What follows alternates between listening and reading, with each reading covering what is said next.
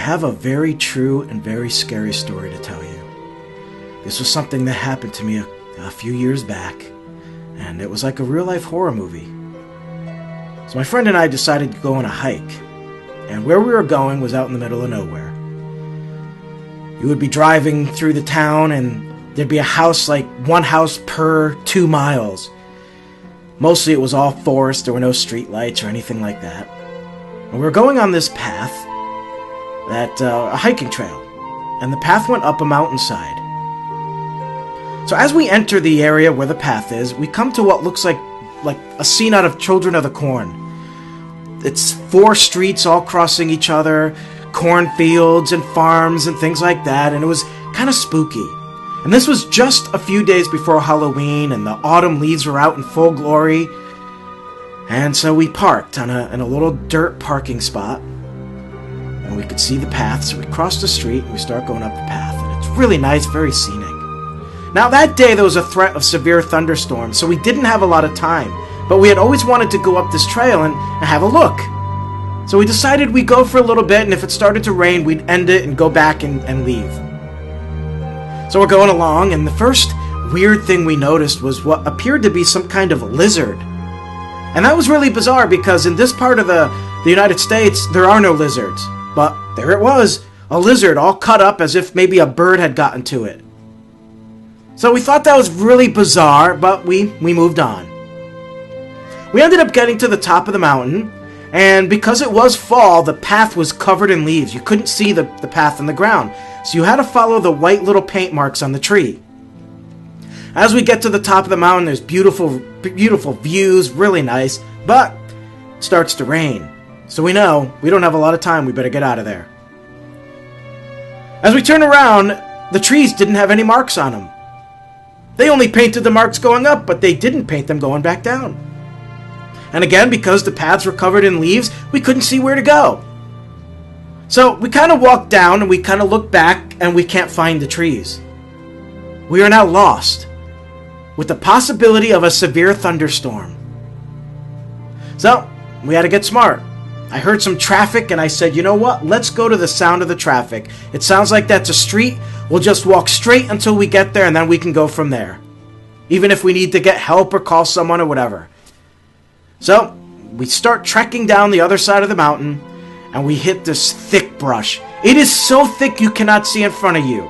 I was worried about running into snakes or worse, a pack of coyotes, because you just couldn't see. Then we see out in the distance a farm. So we thought, we could jump in the farm field. It's a little clearer over there. It's not as thick. Run up the guy's driveway and then get to the street and we'll be okay. But there was a problem. The house was very creepy.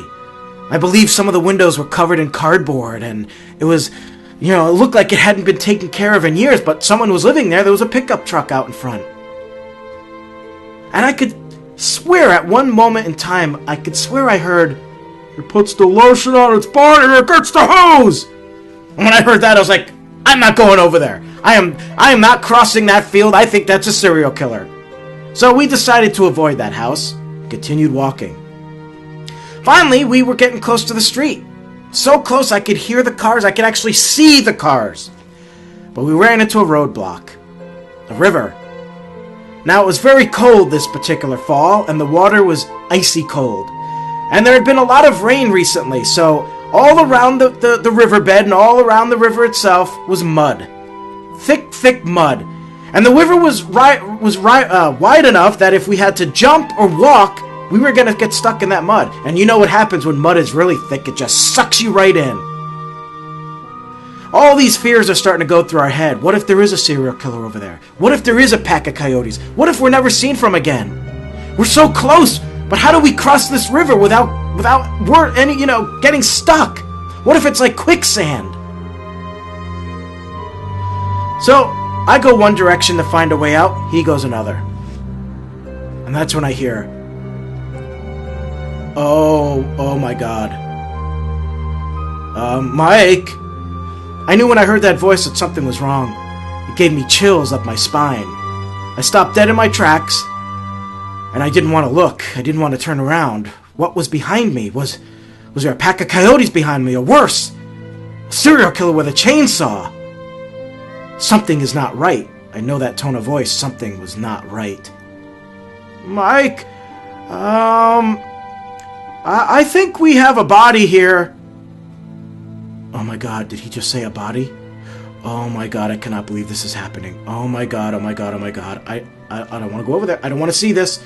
Oh my god. Yeah, we have a body here. Oh my god. Oh boy. Okay, I do not want to see that. I don't want to... Oh my god, I don't want to go over there. Yeah, this is, I see a full rib cage here, and I see a spinal cord, and what looks like a femur bone. There's no head, and some of the body parts are missing. Oh my god, okay. Well, I have to go over there. We have to deal with this. I have to. So I suck it in, and I go over there, and sure enough, there's a very large rib cage, and a spinal cord, and some other bones, and no head. Couldn't really tell. Was it human or animal? But boy, it sure looked like a human. At that moment, I thought that perhaps in that house was a real serial killer. And that's when every fear possible goes through your head. We couldn't just stay there and do nothing, or we couldn't run across that river and do nothing. What if that was someone who was missing? What if that was someone that they'd been looking for years? So I tried calling the police, but there was no signal. We were out in the middle of nowhere. I couldn't get a signal. So we had to do what we didn't want to do, and we had to cross the river. And just like we thought, we fell into the mud and got stuck. And that mud tried to pull you right in that water, and that water was so cold. I ended up getting wet all the way from the knees down. But we made it through. We ran through someone's backyard and eventually found the street. And we made it to the street, as luck would have it. There was the truck we came in. We rushed over to the truck, tried calling the police again, but no signal. We ended up having to drive about 2 or 3 miles before finally we came to a state park, and we got a signal. There was a cell phone tower there. So we pull in the park, we make a phone call, and get the state police and tell them we may have found a body. We told them where to find us and that we'd be waiting. Moments later, kind of quick actually, a Ford Ranger pickup with a flashing light overhead comes by us and says, "Hey guys," before he could even finish his sentence, we say, "Yeah, the body's down the street. We'll show you right now. It's right by a river. We'll take you right to it." Without even flinching, the guy says, "Okay, well I've got equipment in my vehicle. All right." And then that's when the state trooper shows up. As it turned out, this was a park ranger. He was just curious as to why we were parked near the road, wondering if we needed help. But when he heard us say body, he didn't even flinch. He was ready to help. So there we are, leading a caravan of a police car and a ranger with all of their lights flashing. And at one moment I turned over to my friend and said, "Never in my life did I thought we'd be leading an investigation. Never in my life did I thought that the police behind us was flashing lights were not pulling us over, but we were leading them."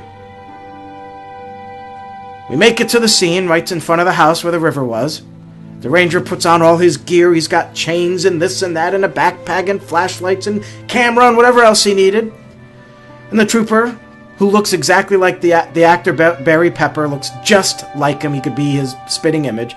Very young guy. Says, "I'm going to go to the neighbor's house. I just want to make sure we have permission to cross their road, cross their house and just let them know what's going on." So he's knocking on the door and nobody's answering. We see the curtain move open. We kind of get freaked out, like, what if this is the serial killer? And they see the police have come and they know they finally got caught. But eventually they answered the door and gave the cop permission.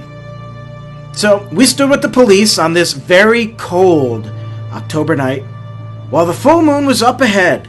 And we could see the moon reflecting in the river ahead. Then the breeze came through, and a very cold, bitter breeze. Here we are out in the middle of nowhere. Dark, dark, dark, dark. The only light is that moonlight. Truly felt like we were in a horror movie. And that's when the ranger goes out into the woods and walks by the river, searching for the spot, and we could hear the sticks cracking. And every time those sticks cracked, it echoed through the forest. And he's walking through and we could see the light of the flashlight moving all over the forest. And then he gets close to the area, so we yell out, "You're there! It should be right around that spot." And he's like, "Okay. Yeah, a little more towards the river." And the officer's saying, "Do you see anything yet?" "No, I don't." "Oh, wait a minute." "Oh, yeah. Yeah, we got bones." And the officer yells out, "Do they look human?" Now, at this point in time, we're thinking that this little riddle gets solved. You know, this guy's a park ranger. He's a forest ranger. He deals with this stuff all the time, dealing with dead animals and bones and things like that. There was a science center at the park where we came from, where he works. So we pretty much figure this is where the answer is going to come out. But that's not what he said. Instead, his answer was, "Oh, I don't know. I cannot tell." And the officer yells out again, "Why, you think it might be human?" I cannot tell. It may be. I don't know. We may have a human here, but I don't know. I mean, it could be animal. It's possible to deer, and the officer explained to us that, you know, when deer get hit on the street, and it happens a lot over there, that they'll go near water. They like to die near water. So we kind of thought the same thing. Maybe it is a deer and not a body. But when that forest ranger said, "I don't know, I'm not sure, I cannot tell," that kind of gave us the chills. I could tell the officer had the chills too, because this is a small town. Stuff like this doesn't happen there. So that's when the park ranger says, "If you don't mind, I'm going to take some samples. I'm going to put some of the bones in my backpack here so I can study them." And the officer said, "Fine, yep, no problem." That's when you could hear the bones clanging against each other, hitting each other in the darkness of night. On this October night with these cold temperatures and the full moon ahead, while we stand out there in the middle of nowhere, and you could hear that sound of the bones hitting each other. That echo, I'll never forget it. The ranger finally made his way back, and we all called it a night. The officer took our phone numbers and said that he would call us when they got the answers, and the ranger said, "You know, it's probably a deer most likely, but to be honest with you, I just can't tell. You know, it may be human. I just don't know. But we'll let you know." That was the creepiest night of my life.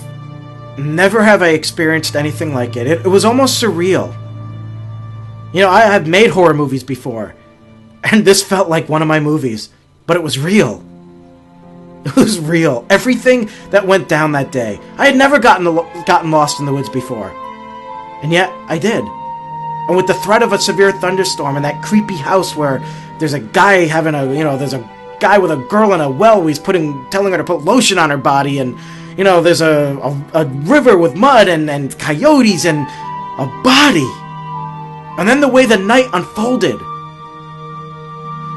To this day, I don't know what we found that day. Never did get a phone call. Never heard anything. So maybe it was nothing. Maybe it was an animal. But I don't know for sure. And I never will know. Happy Halloween.